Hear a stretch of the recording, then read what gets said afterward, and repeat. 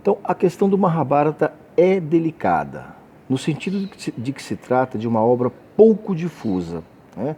Escrita em sânscrito, que é um idioma já morto, né? Uma língua morta.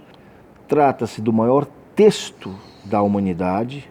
Nós podemos colocar aí 6 ou 7 bíblias, uma na frente da outra, que dá mais ou menos a extensão do Mahabharata.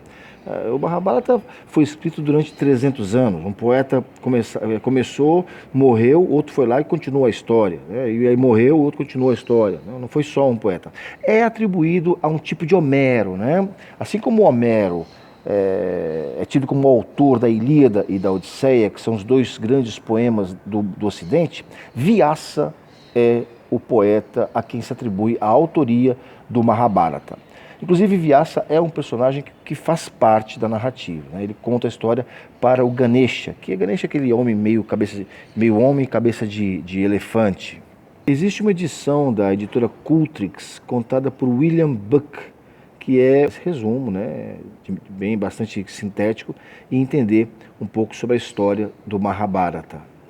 Costuma-se falar que os acontecimentos se deram no 3º milênio antes de Cristo. O contexto se dá na briga entre duas partes de uma mesma família, os Pandavas e os Kauravas. Os Pandavas são 5 irmãos, filhos dos deuses, e os Kauravas são uma outra parte da família.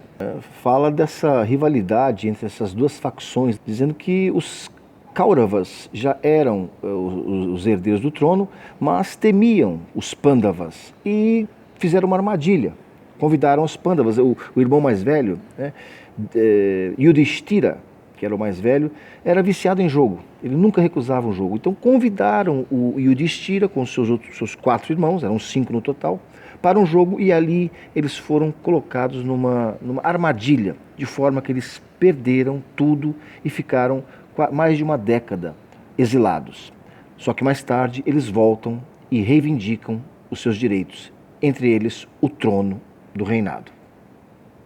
Inicia-se daí uma grande guerra. A questão é que os Pandavas são filhos dos deuses e entre eles está Krishna, que luta ao lado de Arjuna, o guerreiro perfeito.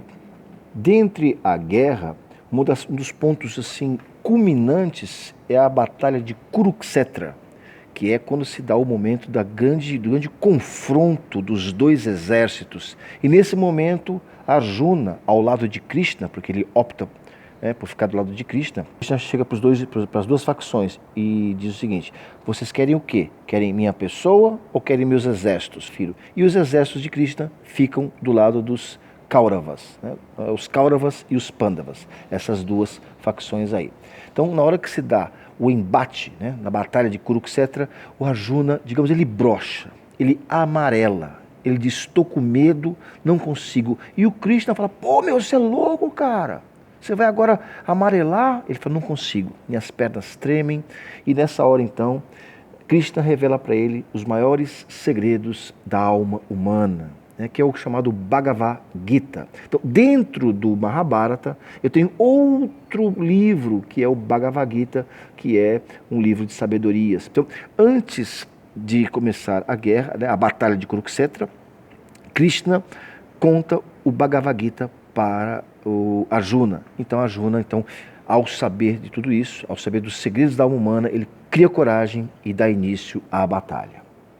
Não, segundo William Buck, né, o Mahabharata não é só a narrativa de uma guerra, mas sim um livro que fala sobre moral, religião, como a Bíblia, né, só que maior que a Bíblia. Né, é o fundamento do hinduísmo. No sentido hollywoodiano, o Peter Brook se assemelha ao Pasolini. Ele opta por não trabalhar com esquemas hollywoodianos, digamos. Então, ele coloca atores do mundo todo, né, no centro de pesquisa teatral que o Peter Brook tinha. Ele coloca autores nascidos na Indonésia, atores europeus, atores orientais, e todos eles desempenham um papel juntos, como se fossem uma mesma raça. O Pasolini, ele coloca atores que não são atores, né? Mas no caso do Peter Brook, ele foge do esquema hollywoodiano na medida em que ele trabalha com atores do mundo todo sem se preocupar com caracterizações físicas. Então ele coloca um ator que é o Capa Sudana, que é um cara nascido na ilha de Bali, para fazer um indiano. E independente disso, né? E ele mistura atores negros com atores brancos, atores europeus, caucasianos. Isso é indiferente. Então, podemos falar aí que há um ponto em comum entre o Pasolini e o Peter Brook, no sentido de que eles também não pegam o esquema hollywoodiano. Apesar que os três, né? Estamos aqui falando de 3 autores, 3 diretores que não seguem esquema hollywoodiano de maneira alguma. Bom, o Peter Brook pesquisou por mais de 10 anos para fazer o Mahabharata. Foram para a Índia pesquisar figurinos. Ele conta isso aí, que os figurinos eram absurdos. Eles optaram por fazer certas adaptações, porque se eles fossem reproduzir o figurino como era na época, era uma coisa muito absurda do que é um guerreiro, como se veste um guerreiro. Então houve certas adaptações, respeitando, claro, a cultura hindu.